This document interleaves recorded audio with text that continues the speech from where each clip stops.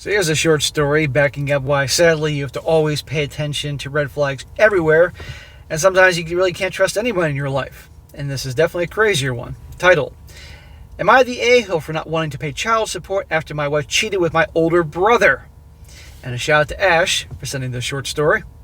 He says, I never thought my life would end up like this, but here we are. I've been married to my wife for 5 years now. After we tied the knot, I didn't really keep in touch with my family very much. It wasn't intentional, we just drifted apart. My wife and I were focused on building our own lives, and that's what mattered to me. Well, you're about to see why. There's a pretty good reason he drifted apart from his family, because they're such wonderful people. A few months ago, my world came crashing down. I found out my wife had been having an affair with my older brother. What a freaking scumbag. Well, you know why he doesn't have anything to do with his family. The betrayal was like a punch in the gut. I didn't even know how to process it. Everything I thought was solid in my life was suddenly shattered. And anyway, his wife and his older brother, the guy he probably looked up to growing up, who's a bigger a-hole? The wife or the older brother? The older brother. Because at the end of the day, he's his fucking brother. But it got worse. How could it get worse? When I told my mama what happened, she didn't react the way I expected. Instead of supporting me, she took my brother's side. She actually told me to get over it, and she said that this is just how life sometimes is. Okay, Mom. Hearing that from my own mother was like salt in the wound. Since then, I've cut contact with my brother and haven't spoken to my mom either. Well, good. I'd cut full contact with your mom as well. What do you mean, get over it? These things sometimes happen. Gee, I guess Mom wasn't exactly a very loving and loyal wife to his father. And here's a question. I gotta wonder if this guy here, the dynamic. Clearly the older brother is the favorite in her eyes. Probably he was the affair child from the guy she really wanted. And this guy, she was probably from the child of the guy she married who, she didn't give a shit about. Now my wife, or soon-to-be ex-wife, has come to me with another bombshell. She's pregnant and says the baby is mine. Oh yeah? Prove it. Here's the thing. I can't even be sure. We were still being intimate even as things started falling apart between us, so it is possible. But after everything she's done, I don't know what to believe anymore. Well, hold on. Were you still being intimate? You were hooking up after finding out that your older brother's porking her? Or just were things not very good in your relationship, yet you were still hooking up on occasion, and then you found out that he was porking her? That's a very important timeline here. I wouldn't be touching a girlfriend or wife or anything like that if I found out she was banging an older brother or cousin or somebody I was close to. Come on here. She's already talking about how I'll need to pay child support, saying that I have no choice if the baby is mine. I'm not stupid. I know what my legal responsibilities are. But if I can't bring myself to just accept this without knowing for sure, I want a paternity test before I commit to anything. You're darn right. Well, here's the thing. At this point, go to a lawyer. You got to find out what you can do given your situation, because you're married to her, she's pregnant, you know the kid is yours and all that, you want out, but there's no staying with her.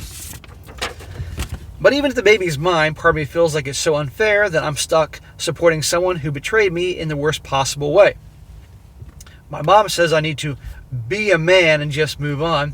Tell your mom to fuck off. But I'm really struggling with this. How can I be expected to just accept all this like it's no big deal? So am I the a-hole for wanting to confirm that the baby is actually mine before agreeing to pay for child support?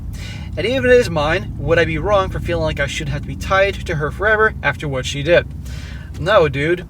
But in my opinion, what you need to do is contact a lawyer yesterday and find out all your options. What are the rules, the laws of the land in your state, to how this whole thing goes, and take the advice of your attorney. I'm going to guess the attorney will probably say, okay, yeah, you can divorce her. However, if the child is yours, yeah, you're going to be paying child support. But if the child is not, done. But don't get on the birth certificate. But absolutely, let's talk to an attorney, find out your options, and end it. Because even if the kid is his, he doesn't mean he has to stay married to her. He most certainly should not. But if the kid is his, okay, then he has responsibility, absolutely. He needs to provide for that child. And sadly, a lot of times when guys give child support, then the wife, some wives will, some of the money goes for the child, but the rest is for her to get a new fucking purse or shoes. But I hope that's not the case here. And that's that. I never talked to the brother again. Had nothing to do with his mother. I mean, his own mom. Get over it. be a man. Are you freaking kidding me? Where's his father in the story here?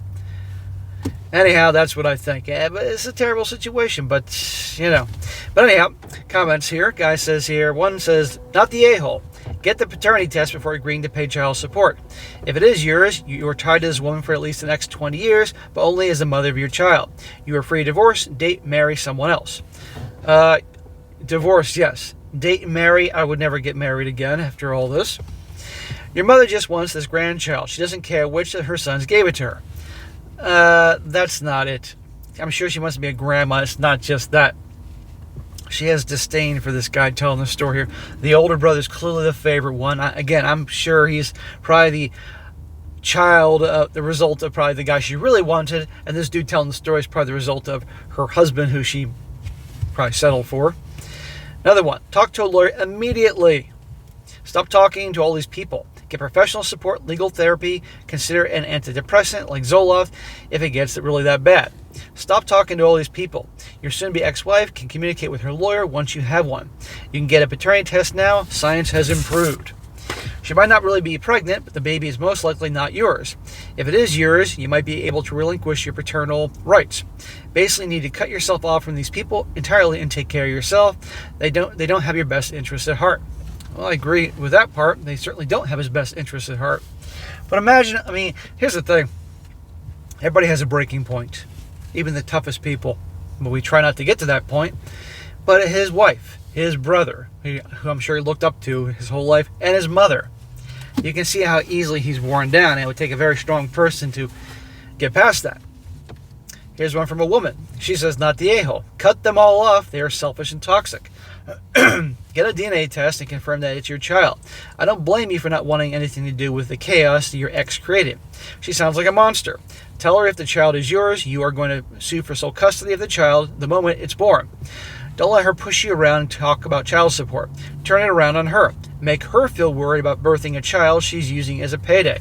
That's an interesting perspective. Like, yeah, I'm going for child support. I'm going for sole custody. Probably the odds are it's not going to happen given how things are, but you can say it. Make her feel worried about birthing a child, blah, blah, blah. Tell her she'll be the one paying child support. If you have text showing her intent, keep them. Don't talk to her on the phone. Force her to put the words in writing. Document everything. Yeah, everything. Text, emails, all that. No more phone conversations that can't be recorded.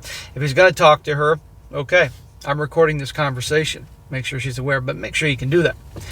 And last one, talk to a lawyer. Get an injunction preventing your wife from naming you as the father until a DNA test confirms. As your husband, you can be legally bound to support the baby regardless of biological paternity. Aha. There you go. As for your mother, ask her in front of your dad how many times she cheated that she thinks that it's no big deal. Yeah. I don't know anything about the father in this story, his father here, but either he's passed away or not in the picture, but who knows. But there you go. So, yeah, talk to a lawyer. Find out all your options, etc., etc. But he cannot be married to her. And for God's sakes, don't get on the birth certificate until you know. And that person who made that comment has a good point.